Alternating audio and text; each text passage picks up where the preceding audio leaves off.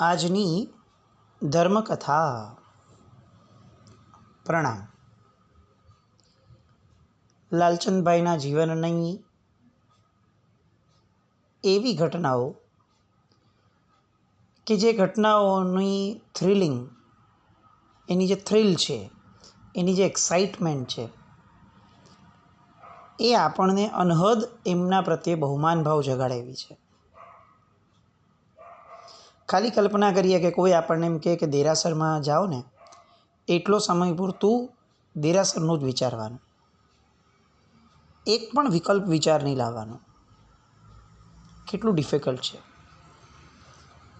કારણ કે આપણે લોકોને ક્યારે પણ પોતાના અંદરનો જે ભાવ છે, જે લક્ષ્ય છે ક્રિયાનું, એની ઉપર ટોટલી ફોકસ કરતાં આપણે ક્યારે શીખ્યા જ નથી.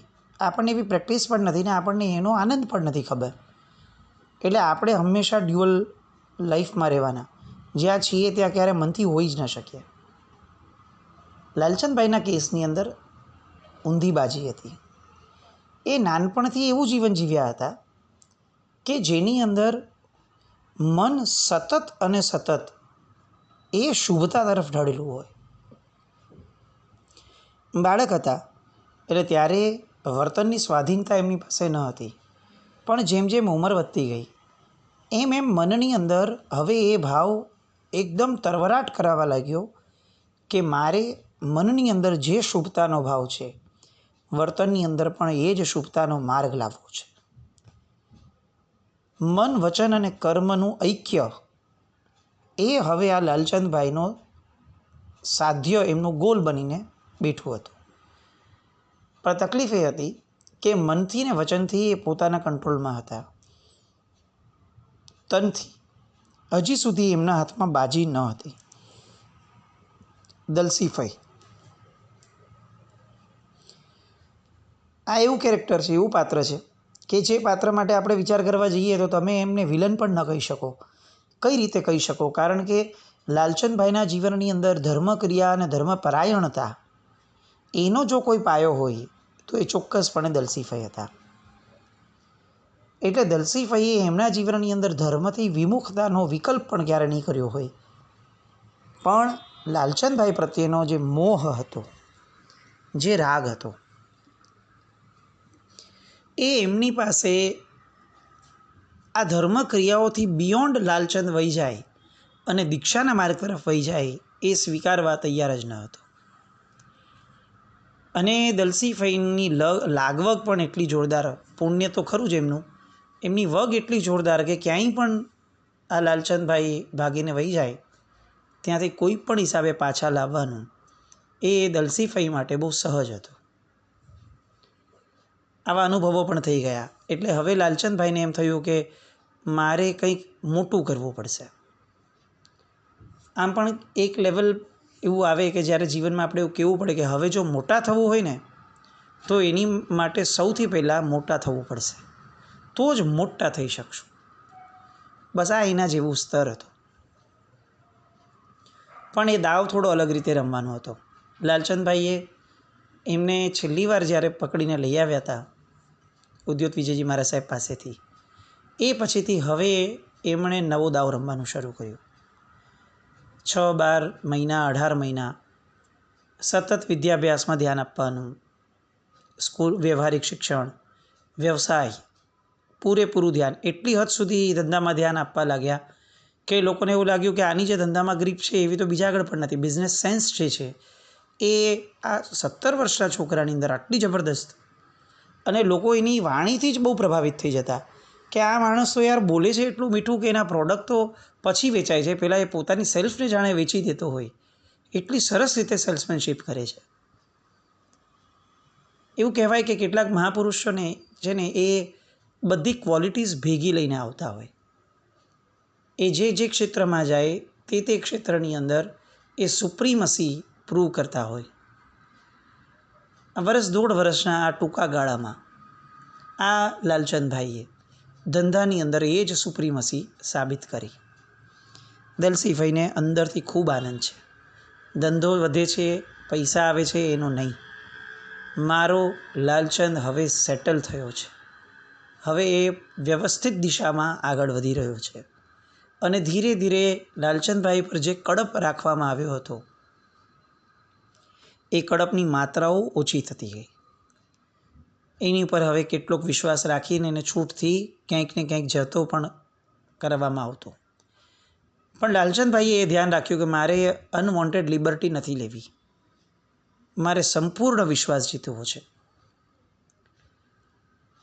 અને મહિનાઓ વીતતા હવે પાછલો કેટલોક છેલ્લો દાવ રમવાનું શરૂ કરવાનું હતું અને લાલચંદભાઈએ એક્ઝેક્ટ એમના પ્લાનિંગ મુજબ રાતના સમયે એમના મિત્રના ઘરે જવાનું શરૂ કર્યું.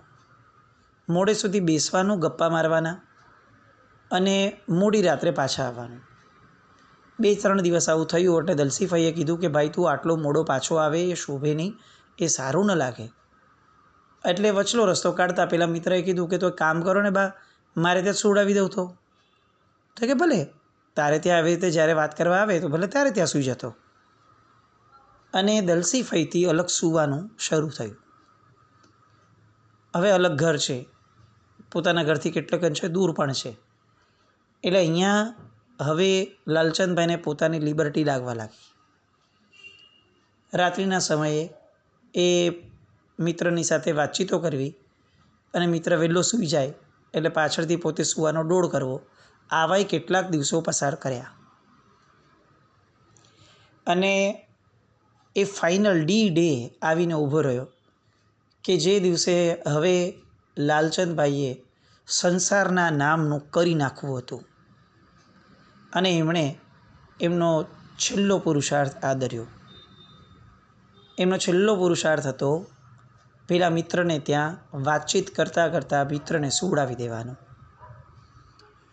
દલસીફાઈ તો શાંતિથી સૂઈ ગયા છે, કારણ કે આ રોજનો ક્રમ થઈ ગયો છે અને હવે લાલચંદનો એક પણ વ્યવહાર એવો શંકાસ્પદ નથી કે જેના કારણે થોડો ઘણો પણ ઉચાટ રહે. બીજી પણ એક ઘટના જે આ ડ્યુરેશનની અંદર લાલચંદભાઈએ વિશ્વાસ જીતવા માટે કરી, એ સૌથી કપરી ઘટના એ હતી. એ અરસાની અંદર કમલસુરી મહારાજ સાહેબ ફરીથી માણસામાં પધારેલા અને માણસાના ઉપાશ્રયની અંદર કમલસુરી મહારાજ સાહેબ બિરાજમાન હોય અને કમલસુરી મહારાજ સાહેબના ડાયહાર્ડ ફેન જેમને કહી શકાય એવા લાલચંદભાઈ ઓછા જાય એવું કેવી રીતે બને? એટલે બધા એ સમયે નજરો ટાંપીને બધાની બેઠેલી કે આ ફરીથી એ રસ્તે ન વળી જાય તો સારું.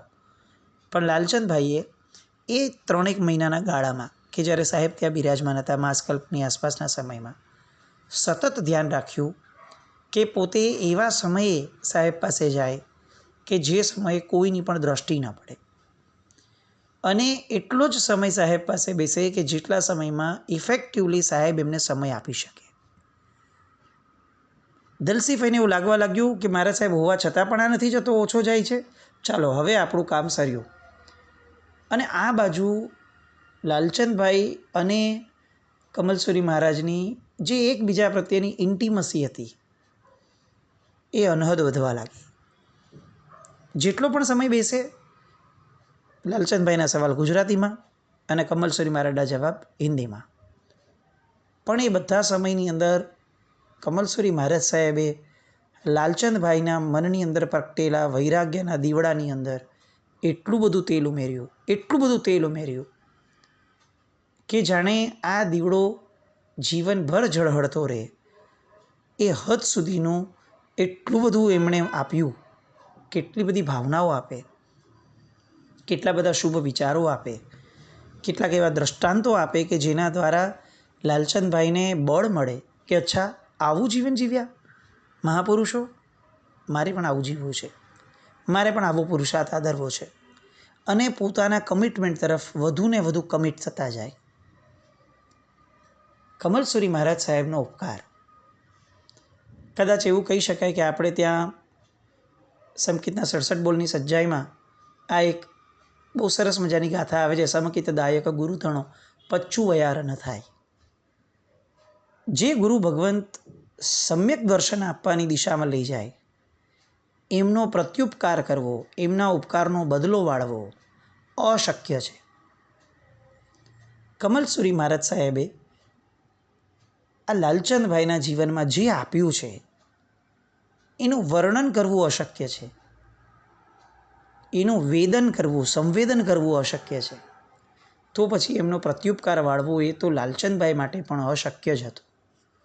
બહુ જ ટૂંકા ગાળાની અંદર એમણે કમલસુરી મહારાજ સાહેબે જે સમય આપ્યો હતો એ સમયને માણ્યો અને એનો કસ કાઢી અને ચિંતન મનનની ધારામાં ખૂબ આગળ વધ્યા. અને આ બધું બની રહ્યું છે અને તેમ છતાં જગત જાણે સાવ અંધ હોય એ રીતે એ દિશામાં જગતને કાંઈ આઈડિયા જ નથી આવતી. આ હતી લાલચંદભાઈની સ્માર્ટનેસ. એ ડી ડે તરફ પાછા આવ્યા આપણે.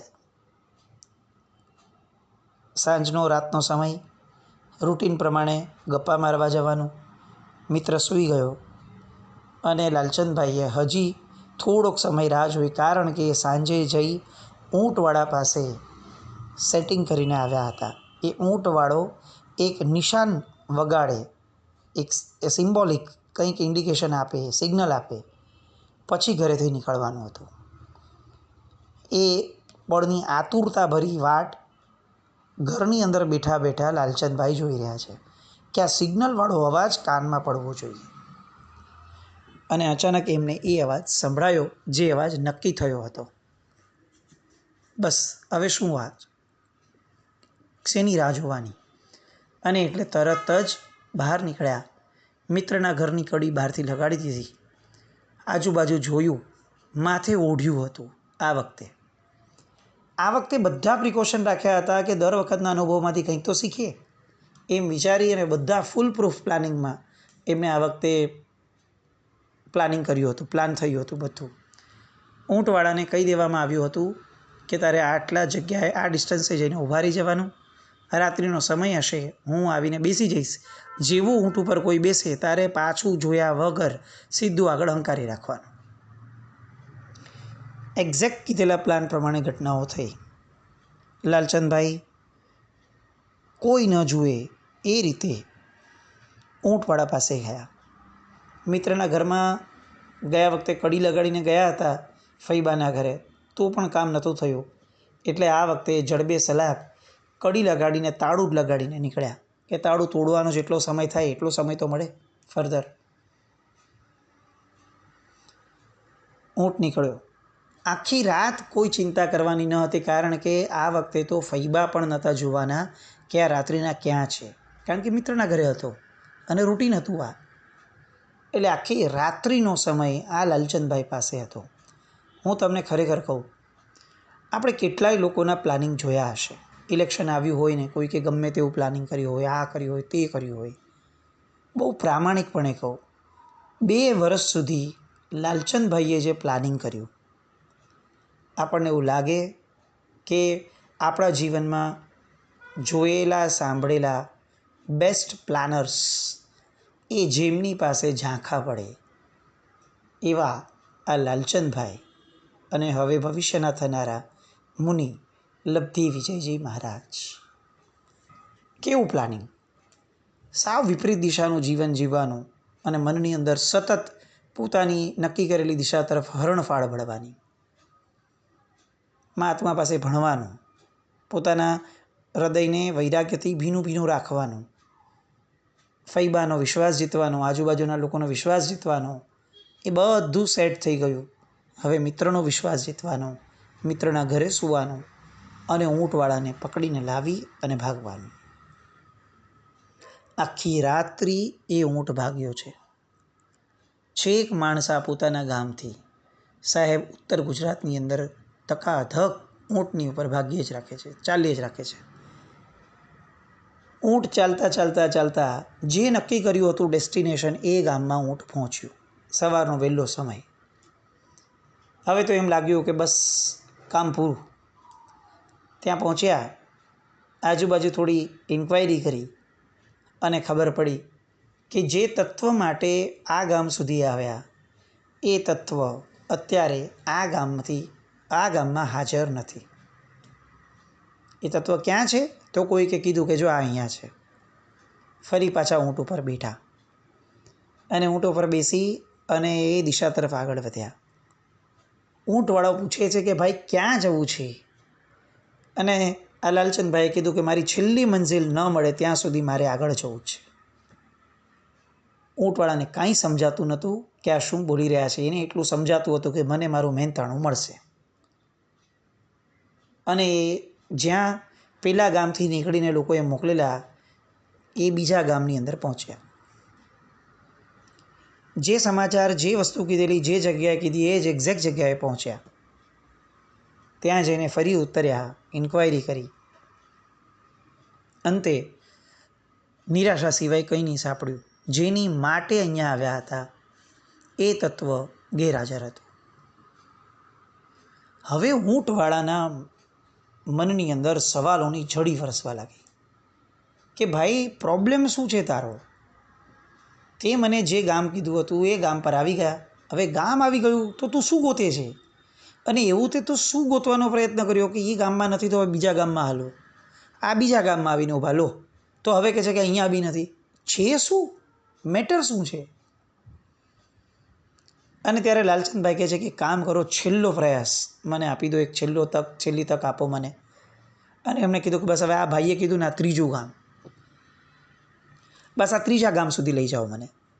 જો ત્યાં પણ મારું કામ ન થયું ને તો હું વચન આપું છું તમને કે હું છૂટો કરી દઈશ તમને. પહેલાં કીધું ઠીક છે. અને મનમાં નવકારના સ્મરણ ચાલુ થયા કે ભગવાન હવે મારી લાજ રાખશે. અને એ જે સ્મરણ છે એ સ્મરણ કરતાં કરતાં એની દિશામાં આગળ વધતા એ ત્રીજા ગામમાં આવીને ઊભા. કાગ ડોળે જેની રાહ જોઈ રહ્યા છે એ તત્વની હવે ઇન્ક્વાયરી કરવાની છે. મનની અંદર એક બાજુ નિશ્ચિતતા વર્તાય છે કે જો અહીંયા એ તત્વ ન મળ્યું તો હવે કોઈ દિશા નથી હાથમાં કે ક્યાં જવાનું ને શું કરવાનું. પણ તેમ છતાં હિંમત એ માણસનો પ્રાણવાયુ હોય છે. અને એમાંય લડાયક માણસ, એની માટે તો હિંમત એ શ્વાસ છે. અને એ જ હિંમત જે ક્યારેય ખૂટી નથી લાલચંદભાઈમાં, એ આજે પણ ન જ ખૂટી. ઉતર્યા, પૂછ્યું, મોઢા પર એક નવી રેખા પ્રગટી, એક તેજ મોઢા પર જાણે ચમકવા લાગ્યું. પહેલાં ઊંટવાળા ભાઈને કીધું કે ભાઈ અહીંયા આવો. નીચે બોલાવ્યા. ઊંટવાળા ભાઈને પૂછ્યું કે તમારું મહેનતાણું બોલો. અને ઊંટવાળાએ કીધું પણ મને તું ફોડ તો પાડ કે તને શું જોઈતું હતું ને શું મળ્યું. અને ત્યારે દૂર ઊભા એ લાલચંદભાઈએ ઊંટવાળાને એક દિશા તરફ આંગળી કરી અને એમણે એક તત્વ બતાવ્યું. જો આ દેખાય છે? અને એમણે કીધું કે હા દેખાય છે, મને આ જોઈતું હતું. ઊંટવાળો સ્તબ્ધ છે. કારણ કે એમણે લાલચંદભાઈએ જે બતાવેલું એ બીજું કોઈ નહીં, એ સ્વયં કમલ સુરીશ્વરજી મહારાજા પોતે હતા. માણસાથી નીકળી અને કમલ સુરીશ્વરજી મહારાજાની લગની એવી લાગી હતી કે એમને એટલી જ માત્ર ખબર હતી કે ઉત્તર ગુજરાતના એ કંઈ ગામડામાં છે. હવે આ ગામમાં ગયા, સાહેબ વિહાર કરીને વહી ગયેલા. બીજા ગામમાં ગયા, કીધું, એમણે કીધું આવ્યા હતા પણ ભાઈ અહીંયાથી તો નીકળે પણ 3-4 દિવસ થયા, ક્યાં ગયા છે ખબર નથી. પણ રડતા ખડતા કોઈ એક વ્યક્તિએ કીધું કે તમે એક કામ કરો, અહીંયા જાઓ, સાહેબનું ચાતુર્માસ લગભગ છે ને આ બોરા ગામમાં છે, વડનગરની બાજુમાં આવેલું બોરા. ઐતિહાસિક ગામ. ઐતિહાસિક એટલા માટે કારણ કે આ ગામ એક એવો ઇતિહાસ સર્જવાનું હતું કે જે ઇતિહાસ એ ગામ માટે પણ સૌ પ્રથમવારનો હતો. બોરા ગામ એવું ગામ કે જ્યાં આજ સુધી વર્ષોના ઇતિહાસમાં કોઈએ પણ ભાગવતી દીક્ષા કેવી હોય એ જોયું પણ ન હતું. વડીલોને પણ એમ પૂછો તો કે નહીં, આ ગામમાં ક્યારેય કોઈ દીક્ષા થઈ જ નથી. એવા એ બોરા ગામની અંદર કમલસુરી મહારાજ સાહેબ ચાતુર્માસ અર્થે આવ્યા હતા. હજી પ્રવેશ થયો હતો, ચાતુર્માસ શરૂ નહોતું થયું. અને એ ગામની અંદર આ મુમુક્ષુનો આત્મા આવ્યો, સાહેબ પાસે સ્થિર થયા. ઊંટવાળાને રજા આપી, સાહેબના પગમાં માથું મૂકી રડાયું. સાહેબને સખત વિનંતી થઈ કે સાહેબ હવે કોઈ કાળે મારે વિલંબ નથી કરવો. 3-3, 4-4 વારના મારા પ્રયત્નો ફેલ છે સાહેબ. હવે સમયનો વિલંબ મને પાલવે એમ નથી. હવે સાહેબ મારા મનમાં એક જ ભાવ છે, સાહેબ ગમે તેમ કરી મને આ જ ક્ષણે ચારિત્રનું દાન આપો. આટલી બધી મહેનત કરીને જે કમલસુરી મહારાજ સાહેબ પાસે આવ્યા, એ કમલસુરી મહારાજ સાહેબે બધું સાંભળ્યું, માથા પર હાથ ફેરવ્યો અને એમણે એમ કીધું કે એવું નહીં, હું આમ તમને ન આપી શકું દીક્ષા. અને લાલચંદભાઈ શું બોલવું, શું વિચારવું, શૂન્ય બની ગયા. આગળ શું વાત થાય છે એ આવતીકાલે જોઈએ. જીન આજ્ઞા વિરુદ્ધ કંઈ પણ બોલાયું હોય તો મિચ્છામિ દુક્કડમ. જૈનમ જયતિ શાસનમ.